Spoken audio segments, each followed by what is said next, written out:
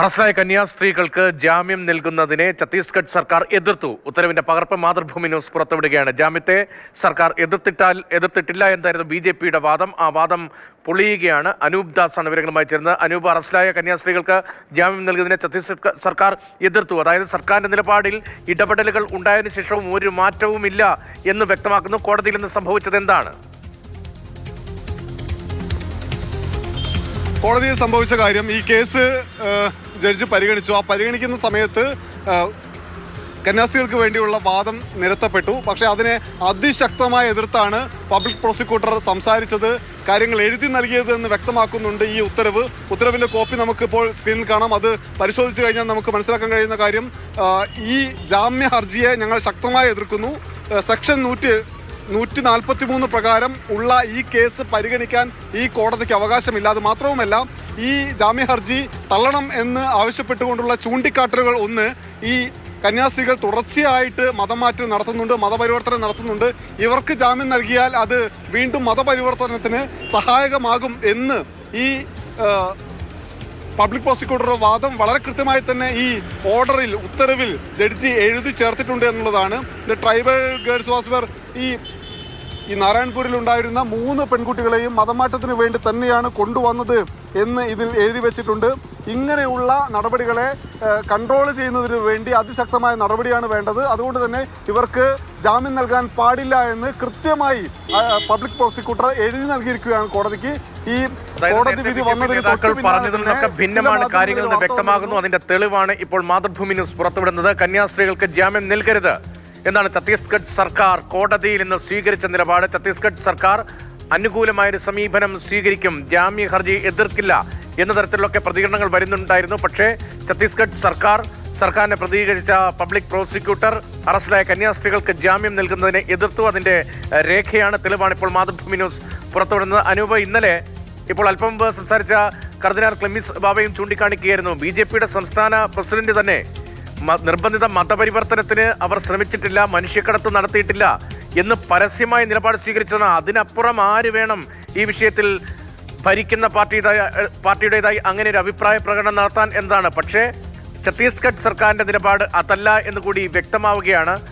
ഈ ജാമ്യത്തെ കർശനമായി എതിർത്തത് കൊണ്ട് കൂടിയാണോ, ഈ എതിർപ്പിന്റെ ഭാഗമായി തന്നെ കോടതിക്ക് അധികാരപരിധി ഇല്ല എന്ന കാര്യവും സർക്കാർ ചൂണ്ടിക്കാണിക്കുന്നുണ്ടോ? അങ്ങനെ കൂടിയാണോ ഈ NIA കോടതിയിലേക്ക് നീണ്ടത് കേസ്? അതെ, ഈ കേസ് പരിഗണിക്കാനുള്ള അധികാരം സെഷൻസ് കോടതിക്കില്ല എന്ന് വളരെ കൃത്യമായി ഈ എഴുതി നൽകിയ എതിർപ്പിൽ പബ്ലിക് പ്രോസിക്യൂട്ടർ പറയുന്നുണ്ട്. അതുകൊണ്ട് തന്നെ അത് മാത്രവുമല്ല, BJP നേതാക്കൾ പറയുന്നതൊന്നാണ്, അവർ ഇവിടെ പ്രവർത്തിക്കുന്നത് മറ്റൊന്നാണ് എന്ന് തെളിയിക്കുന്നതാണ് ഈ രേഖ, കോടതിയിൽ നിന്നുള്ള രേഖ. ഈ രേഖ പ്രകാരം ഒരു കാരണവശാലും ജാമ്യം കന്യാസ്ത്രീകൾക്ക് നൽകരുത് എന്ന് ഛത്തീസ്ഗഡ് സർക്കാർ വാദിക്കുന്നു. അതേസമയം തന്നെ കോടതിയിലെ കേസും മറ്റു കാര്യങ്ങൾ കഴിഞ്ഞ ഉടൻ ചില വാർത്താ മാധ്യമങ്ങളിൽ BJP നേതാക്കൾ വിളിച്ചു പറയുന്നത്, ഞങ്ങൾ സർക്കാർ അതിശക്തമായി എതിർത്തിട്ടുണ്ട് എന്നാണ്. പലരും അങ്ങനെ വാർത്ത നൽകുകയും ചെയ്തു. എന്നാൽ യാഥാർത്ഥ്യം എന്ന് പറയുന്നത്, അതിശക്തമായി ഈ കന്യാസ്ത്രീകൾ പുറത്തിറങ്ങരുത് എന്ന വാദം കോടതിയിൽ നിരത്തുകയാണ് BJP ഭരിക്കുന്ന ഛത്തീസ്ഗഡ് സർക്കാർ ചെയ്തിട്ടുള്ളത്. മാത്രവുമല്ല, ബജ്രംഗ് ദൾ, അത് BJPയെ പോലെ തന്നെ ഒരു സംഘപരിവാർ സംഘടനയാണ്. ബജ്രംഗ് ദൾ ആഘോഷ പ്രകടനമാണ് ഇന്ന് ദുർഗ് നഗരത്തിൽ നടത്തിയത്. കൈകൊട്ടിയും മുദ്രാവാക്യം വിളിച്ചും ആഘോഷിക്കുകയായിരുന്നു ഈ ജാമ്യ ഹർജി തള്ളി എന്നറിഞ്ഞുകൊണ്ട്. അതിന്റെ കൂടെ തന്നെ VHP പറഞ്ഞിട്ടുള്ള കാര്യം, ഇത് യാതൊരു കാരണവശാലും അംഗീകരിക്കാൻ കഴിയില്ല, മതപരിവർത്തനമാണ് നടന്നിട്ടുള്ളത് എന്ന് കേരളത്തിലും വാർത്താക്കുറിപ്പ് ഇറക്കിയിട്ടുണ്ട്. എന്തായാലും ഇക്കാര്യത്തിൽ BJP സ്വീകരിക്കുന്ന ഇരട്ടത്താപ്പ് ഇപ്പോൾ പുറത്തു വന്നിരിക്കുകയാണ് ഈ രേഖയിലൂടെ.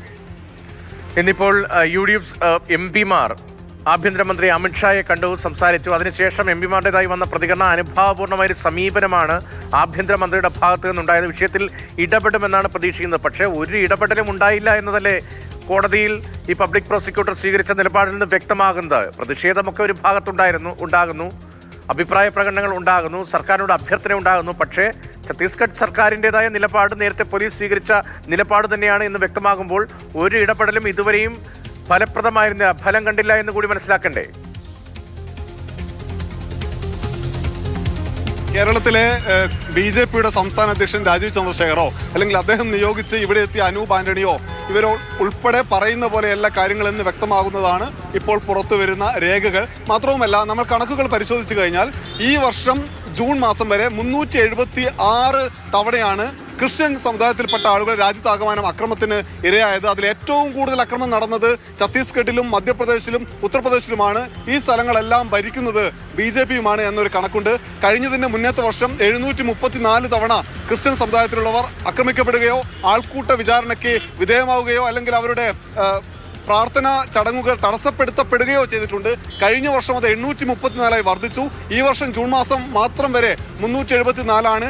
ഇങ്ങനെ തുടർച്ചയായ അക്രമ സംഭവങ്ങൾ ഉണ്ടാകുമ്പോൾ ഈ വിവരം മാത്രം, ഈ സംഭവം മാത്രം നമ്മൾ ഉൾപ്പെടെയുള്ള കേരളത്തിലെ ആളുകൾ സജീവമായി ചർച്ച ചെയ്യാൻ കാരണം 2 മലയാളികളായിട്ടുള്ള കന്യാസ്ത്രീകളാണ് ഇങ്ങനെ പിടിച്ച് ആ ജയിലിനകത്ത് അടയ്ക്കപ്പെട്ടിട്ടുള്ളത് എന്നതുകൊണ്ടാണ്.